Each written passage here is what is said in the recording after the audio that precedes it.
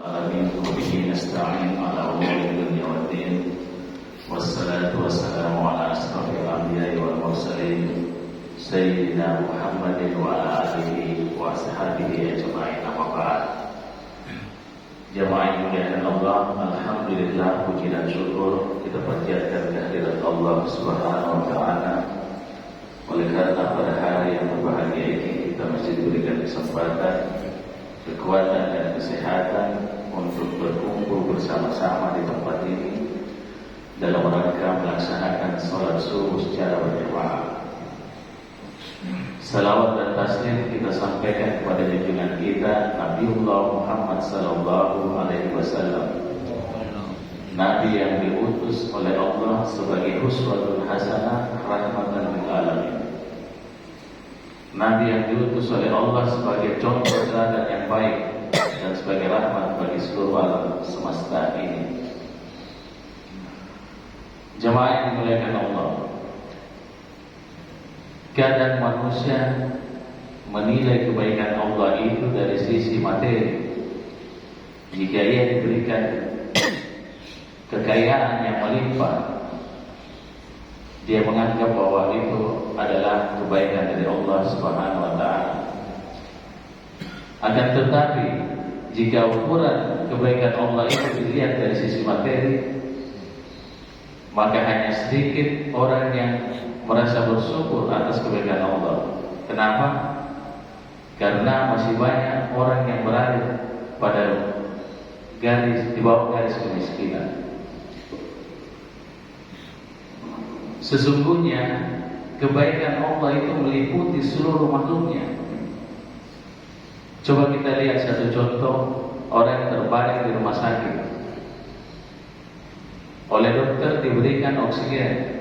Jika dihitung secara materi, berapa biaya yang harus dikeluarkan untuk membayar biaya oksigen yang dia pakai?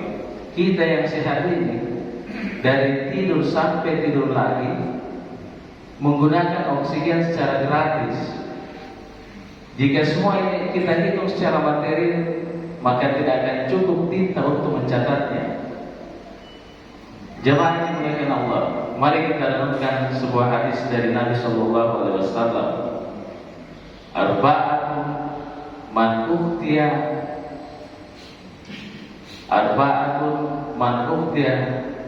kunna faqad ukhtiya khairal dunya wal akhirah. Ada 4 perkara. Jika 4 perkara ini engkau diberikan oleh Allah, maka sungguhnya engkau akan mendapat kebaikan dunia dan kebaikan di akhirat. Yang pertama adalah qalban syakura, hati yang senantiasa bersyukur. Hati yang senantiasa bersyukur akan membuat hati ini menjadi kaya atau menjadi lapang. Sebaliknya, hati yang tidak mensyukuri nikmat Allah, maka akan menjadi sempit.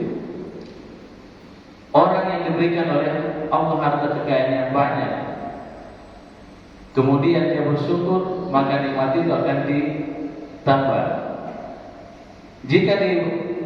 Jika kita anggap bahwa hati ini seperti rumah kita, maka orang yang memiliki hati yang lapang, yang senantiasa bersyukur, jika rumahnya kecil maka akan menjadi besar. Kenapa? Karena tingkat kesyukurannya yang tinggi. Demikian pun sebaliknya, orang yang miskin tetapi kaya hatinya karena senantiasa bersyukur, maka rumah yang kecil akan menjadi luas. Rumah yang kecil akan menjadi luas. Kenapa? Karena dia pandai bersyukur.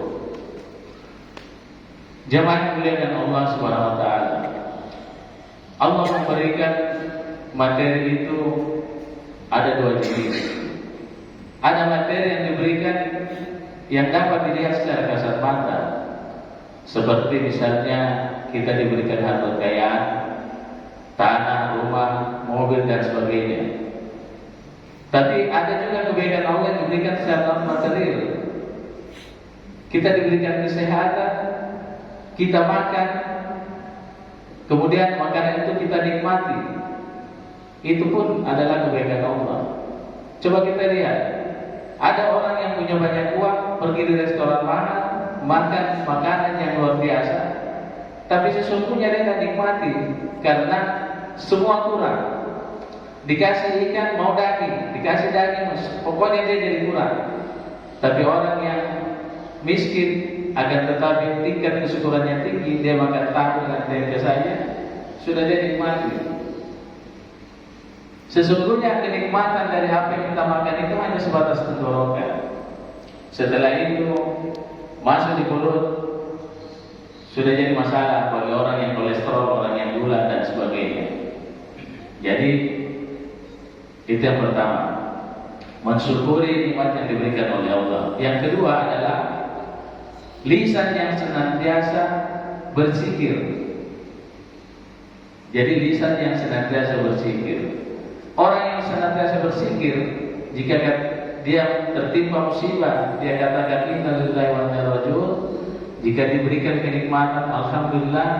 Jika dia terkejut atau melihat hal-hal yang luar biasa, dia sebut subhanallah, masya Allah dan lain sebagainya. Tapi di balik itu ada zikir yang sebenarnya tanpa kita sadari.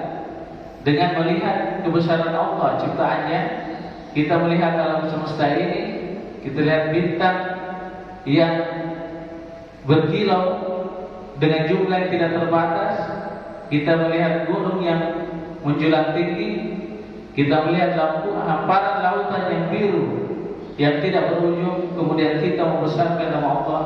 Itu pun bagian daripada zikir kepada Allah Subhanahu wa taala. Yang ketiga adalah orang yang diberikan tubuh yang kuat terhadap ujian. La nufarriqu baina ahadin min rusuli. Allah tidak membeda-bedakan terhadap rasul. Semua rasul nabi itu diberi ujian. Apalagi kita manusia biasa seperti ini. Kita lihat Nabi Ayub diuji dengan penyakitnya, Nabi Yusuf diuji dengan ketampanannya. Apalagi Nabi Ismail, Nabi Ibrahim diuji dengan ketaatannya, dan banyak lagi para nabi, semua diuji. Kita pun demikian, kita juga diuji oleh Allah dengan apa-apa yang menjadi bagian dari hidup kita. Jemaah yang dimuliakan Allah Subhanahu wa taala. Oleh karena itu orang yang beriman tahan terhadap ujian. Kita lihat pohon kelapa. Pohon kelapa itu dia berdiri tegak. Ketika dihantam oleh arus angin yang begitu kuat, dia akan miring ke kiri atau ke kanan, tapi kembali tegak berdiri. Nah, seperti itulah orang-orang yang kuat. Mungkin dia pada saat itu agak lemah, tapi tetap berdiri. Yang keempat adalah orang yang diberikan istri yang soleha. Tidak ada suami yang sukses tanpa didampingi oleh istri soleha. Yang ada itu suami berantakan, hancur karena didampingi oleh istri yang salah, tidak taat kepada Allah Subhanahu wa taala. Sejarah membuktikan bahwa ketika Nabi beristrikan Siti Khadijah, itu selisih antara umur Nabi 15 tahun.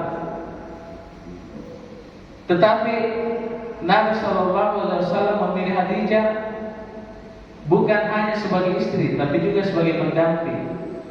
Ketika Nabi menerima wahyu pertama, bertemu pertama dengan Jibril, ketika itu Nabi seperti keringinan, kayak demam, pulang ke rumah, selimuti saya, ya Khadijah. Kemudian Siti Khadijah menyelimuti Nabi dan menghibur. Dan orang yang pertama masuk Islam adalah Siti Khadijah. Oleh karena itu, jemaah yang dimuliakan Allah Subhanahu wa taala, 4 hal ini jika kita peroleh, sesungguhnya kita telah mendapat kebaikan dunia dan akhirat.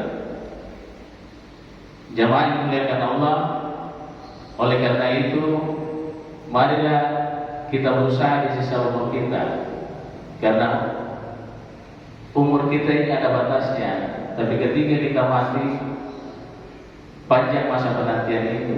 Nah, masa penantian itulah yang harus kita persiapkan agar supaya nanti kita bisa tidur sebagai tidurnya seorang pengantin yang mendapat ridho Allah dan diperlihatkan bagian dari taman-taman surganya Allah. Oleh karena itu, marilah kita mencari kebaikan dunia dan kebaikan akhirat ini dengan jalan menjalankan perintah Allah dan menjauhi segala larangannya. Semoga kita bisa dapat meraih 4 tadi yang disebutkan oleh Nabi Sallallahu Alaihi Wasallam, sehingga kita bisa bahagia dunia dan akhirat. Saya kira yang dapat kami sampaikan, kurang lebihnya mohon maafkan. Kita tutup majelis ini dengan membaca kafaratul majlis. Subhanallah wa bihamdihi, asyhadu an la ilaha